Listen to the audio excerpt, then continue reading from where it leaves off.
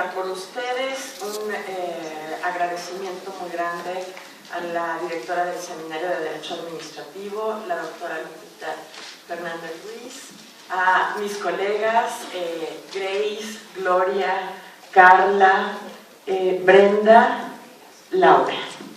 Bueno, miren, yo les voy a hablar de un tema que es muy relevante, la cuestión de la violencia laboral, que si bien se vive en todos los ámbitos, ¿sí? Y no solamente, o sea, no es privativo propiamente de un sexo, sí el grupo más vulnerable somos las mujeres y además un ámbito en concreto terrible para este fenómeno social es la administración pública.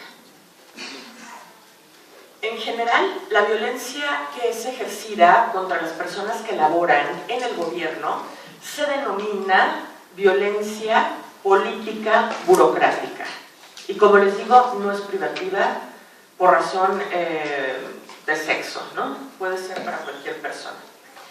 ¿Cuáles son sus características principales? Bueno, como los delitos, se tratan de actos u omisiones, conductas de hacer y de no hacer, que son constantes, que van a ser prolongadas y que van a denotar un abuso de poder.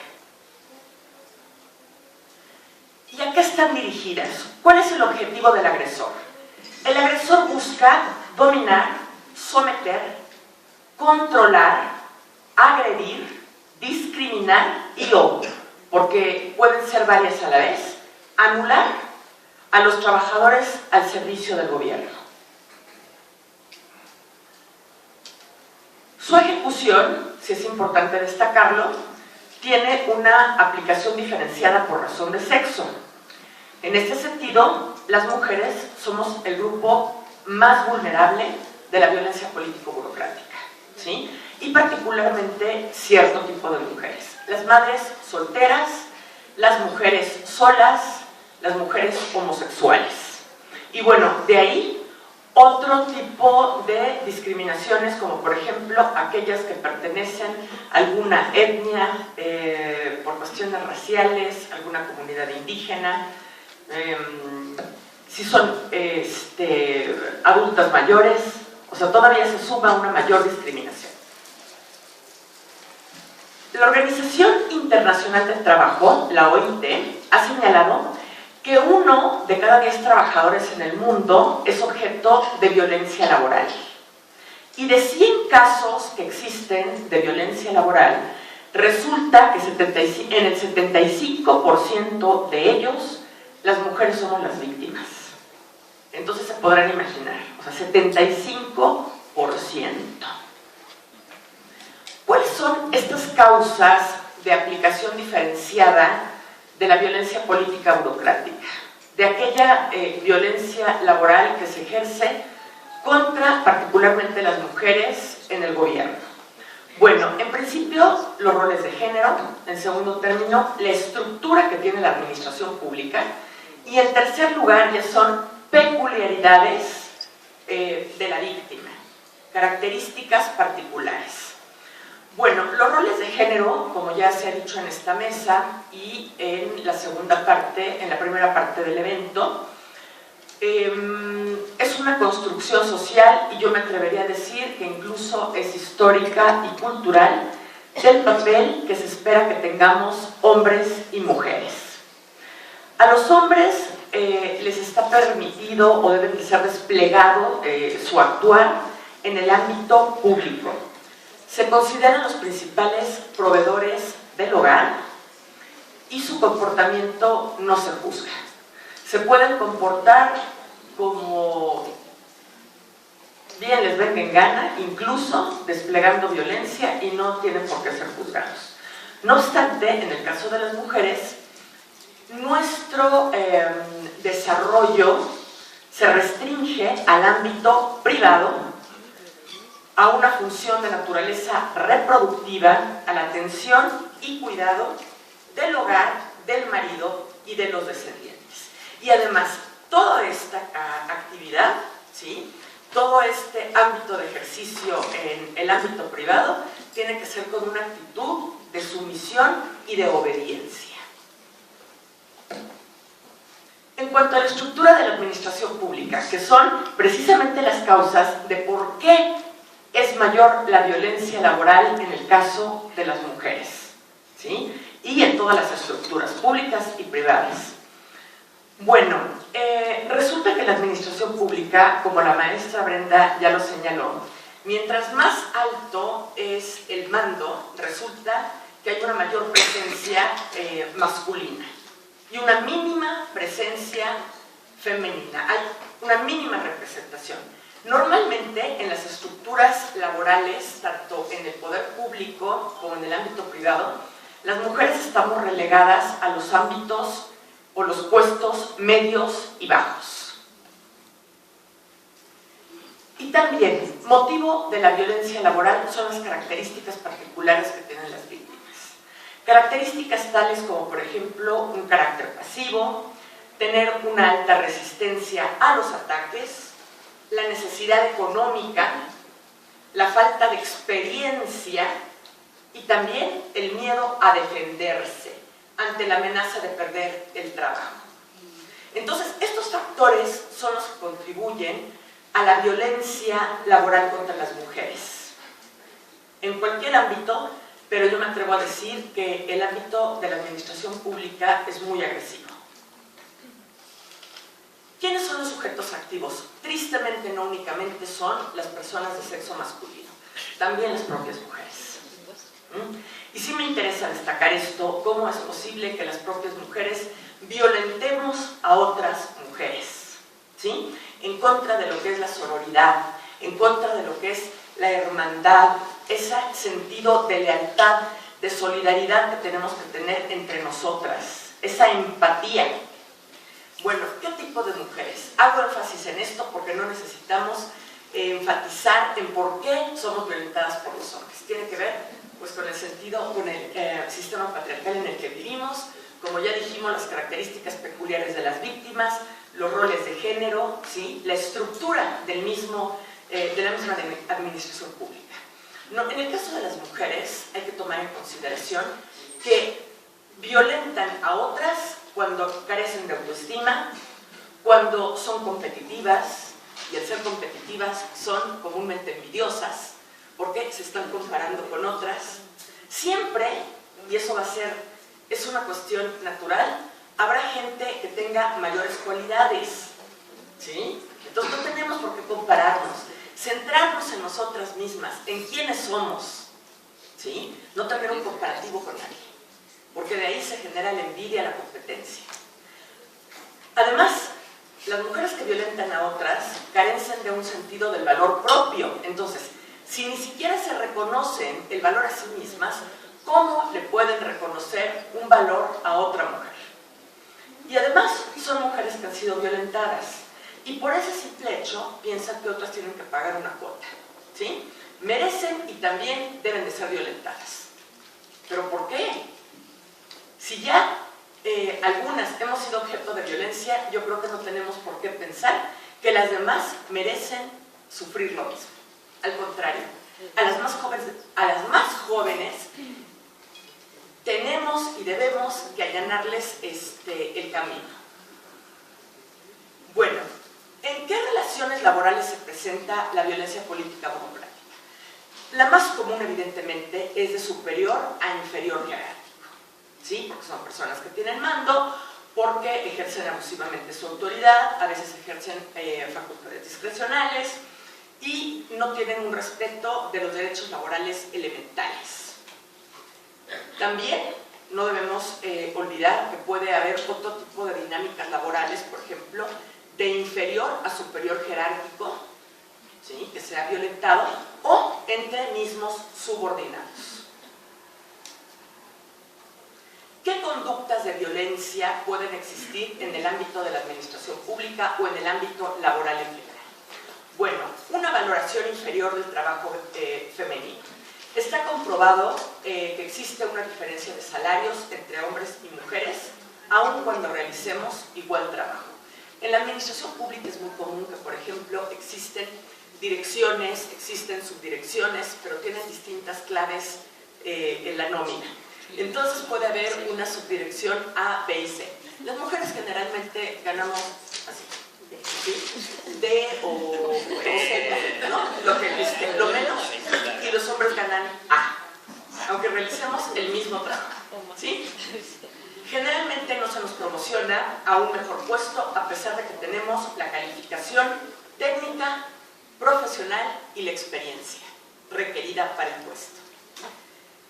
Se prefiere contratar a los hombres en vez de las mujeres, ¿sí? Porque nos consideran que no podemos tener una vida privada que sea compatible con lo laboral. Ay, son madres, ¿no? Estas señoras piden permiso, se les enferman los hijos, ay, qué fastidio, ¿no? Ay, no, mira, son odiosas, preferiblemente mejor contratar hombres que si se pueden dedicar 200 horas al día a trabajar, que en realidad las mujeres lo hacemos, Sí, claro. O sea, a veces ponderamos cuestiones laborales por necesidad. Entonces, bueno, también la descalificación constante en el trabajo, aun cuando tenga calidad, ¿sí? Es una forma de querernos bajar el autoestima, de decirnos como que no tenemos la capacidad suficiente. Asignarnos tareas que pueden ser por debajo o por encima de la calificación profesional o técnica. Es una forma también de minusvaluarnos. Un trato grosero, y no necesariamente tiene que ser con palabras altisonantes. Ridiculizarnos de forma pública o privada. Ignorarnos, es tremenda esa, ¿no? No te convocan, ¿sí? O sea, no eres nadie, ¿sí? Aquí, ¿verdad? Aquí y en otros muchos lugares, ¿sí? Nos traicionó el simplemente, pues, como ¿por qué tendrías que ser convocada, no? Bueno, ignorarnos o aislarnos, entonces como si no estuviéramos, espiarnos, y ya no solamente en nuestros cosas personales, sino en nuestros archivos físicos y electrónicos, saber qué cosas estamos haciendo. Imagínense, ¿no? Ya es como una especie de sistema represivo. Asignarle actividades a la mujer que sean absurdas u ofensivas, cosas que no sirven para nada. A ver, hay que inventariar tal cosa, bueno, ¿esto para qué? ¿No? O u ofensivas. A ver, póngase a limpiar. No es que sea denigrante porque realizamos un sinnúmero de jornadas laborales en nuestras vidas, ¿no? Pero, pues si no tenemos, estamos contratadas para intendencia, pues no tenemos que realizar esas actividades. Asignarnos exceso de trabajo, esa es otra. O nos atiborran de trabajo o simplemente no nos dan trabajo, ¿sí? Una cosa que es terrible es que no nos respeten horarios de trabajo constantemente, ¿sí? Las personas tenemos distintos aspectos de nuestras vidas, no podemos dedicarnos a trabajar únicamente. Tenemos una vida personal, tenemos una vida familiar, ¿sí? Yo cuando he ido a la administración pública a hablar de este tema, les pregunto, ¿hace cuánto no van y se toman un café con sus amigas más íntimas? No, pues nunca, ¿no? Porque pasamos de una jornada a otra, y es la misma, diario, ¿sí? Imponernos jornadas laborales ilegales. O sea, ¿de cuánto es la jornada legal? 8 horas. Y las horas extras, ¿sí? No pueden pasar de 3 horas ni 3 veces por semana. Quienes hemos trabajado en la administración pública tenemos a veces horarios de 9 a 9, de 9 a 12, ¿no? Y todavía al día siguiente quieren que rindamos. O sea, tenemos que tener horarios de descanso. Es imposible recuperarnos, rendir. Boicotear el trabajo para generarnos responsabilidad legal. ¿Sí? No te proporcionan información y a ver cómo le haces, ¿no? Cómo cumpliste y te levantan un acta. Proporcionar información de nuestra vida personal.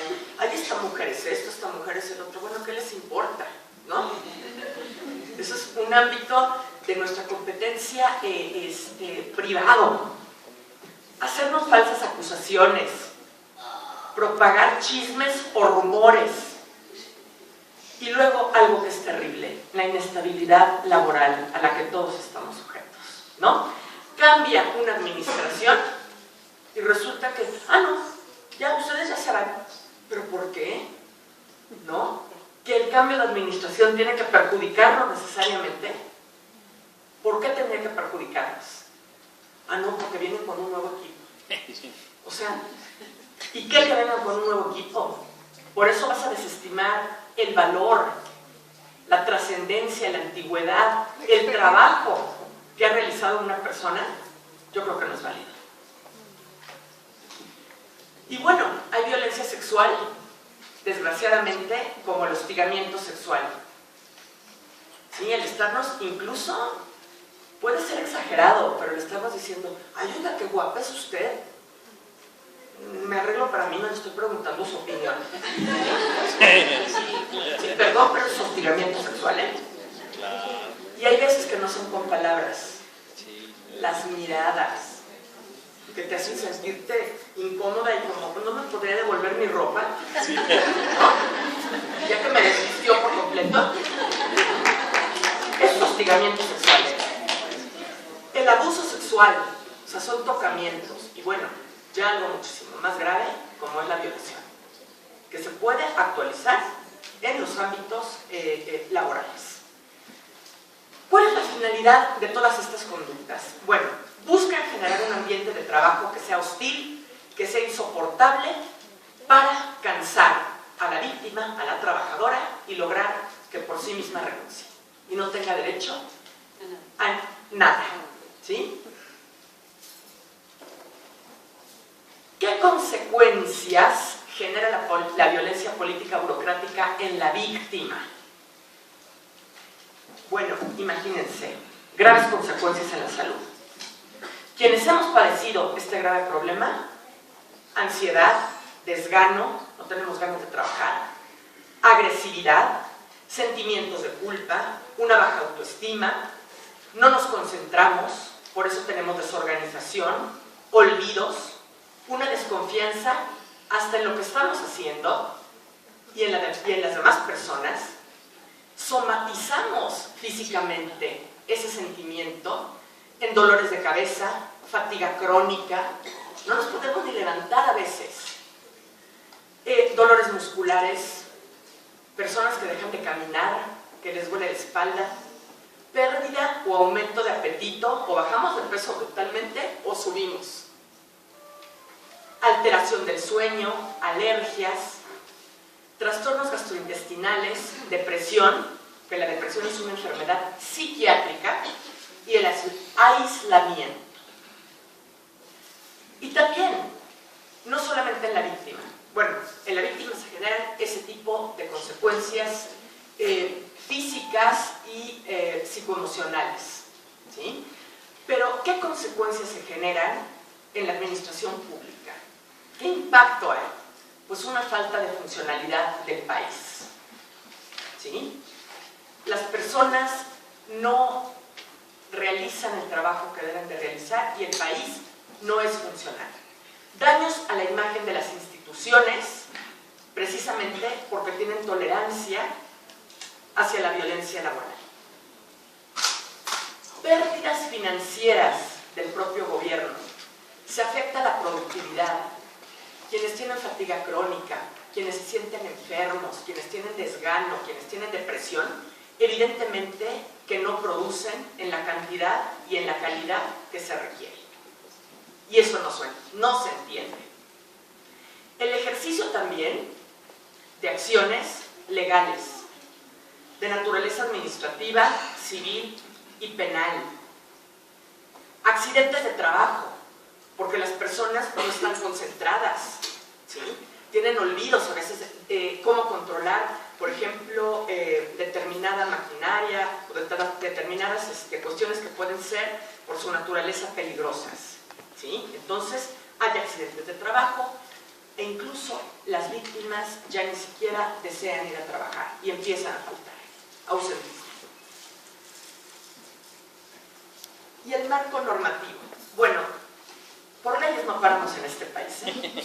Tenemos un marco normativo amplísimo. La Constitución Política de los Estados Unidos Mexicanos, en su artículo 1, que prohíbe la discriminación por cualquier motivo. y entre ellas por razón de género, que más bien aquí es por género y por sexo, que son cuestiones distintas, ¿no? El artículo cuarto, bueno, empezando porque el artículo cuarto es una falacia, ¿no? El hombre y la mujer son iguales ante la ley. Yo he encontrado diversas normas, diversos supuestos normativos que dan un trato completamente diferenciado a hombres y mujeres en el mismo supuesto hipotético. Tenemos legislaciones, por ejemplo, en las que podemos sustentar nuestras demandas y denuncias. Ley Federal del Trabajo, Ley Federal de Responsabilidades de los Servidores Públicos, Ley Federal de Responsabilidades Administrativas de los Servidores Públicos, Ley Federal para prevenir y eliminar la discriminación, Ley General para la Igualdad entre mujeres y hombres y Ley General de Acceso de las mujeres a una vida libre de violencia. Por cuestión de tiempo, evidentemente, no podemos analizar los presupuestos hipotéticos, pero bueno, ¿qué podemos resumir de todas estas leyes o qué podemos fundamentar mediante ellas? El trabajo es un derecho humano que se debe de proporcionar sin distinción de sexo, ¿sí? No tiene que ver nada el sexo en cuestión de trabajo. Todas las mujeres podemos realizar trabajos que están incluso destinados históricamente a los hombres. Se exige respeto y dignidad, sin maltrato de palabra u obra, sin restricción de los derechos laborales, sin abuso de autoridad y con garantía a la salud de las trabajadoras y de los trabajadores en general. El Código Penal también tiene, aunque es la última ratio legis y nos dicen que no tenemos que penalizar todo, yo tengo la experiencia, a mí me funciona mejor denunciar a los agresores, ¿sí? Es la única manera a veces de inhibir su conducta, o por lo menos que le bajen 3 rayas, ¿sí? Hay varios delitos que tienen que ver con la violencia laboral, ¿sí? Incluso en el ámbito público, como son la discriminación, y aquí el delito de discriminación en el Código Penal Federal sí está distinguido por género y por sexo. El ejercicio ilícito del servicio público, el abuso de autoridad de servidores públicos, la intimidación, cuando nos evitan que nosotros presentemos una denuncia, delitos contra la administración de justicia, el hostigamiento sexual, el abuso sexual. Todos estos delitos están sancionados, como ustedes lo saben, con pena pecuniaria, con pena privativa de libertad, pero en el caso de servidores públicos, la pena se aumentará en una mitad. Además de que serán acreedores a la destitución del cargo y a la inhabilitación. Entonces, es muy grave que los servidores públicos ejerzan violencia laboral contra sus pares, ¿sí? Ya sean, es decir, me refiero a pares, a otros servidores públicos, ya sean inferiores jerárquicos o de los inferiores a los superiores o entre mismos subordinados. No debemos de callarnos, las invito y los invito en general, porque no es un problema privativo de mujeres, aunque somos mayormente víctimas de este fenómeno social, a que no nos quedemos callados, a que no tengamos miedo, ¿sí? Debemos de hablar, sobre todo quienes somos abogados, no es posible, y sobre todo, a mí me parece increíble que los propios maestros, ¿sí?, venimos a enseñar la defensa de los derechos a los alumnos y no podemos defenderlos. Eso no es fácil, ¿eh? Entonces, una invitación a no quedarnos callados, ¿sí?, porque el silencio finalmente contribuye a la impunidad, ¿sí? Bueno, pues muchas gracias.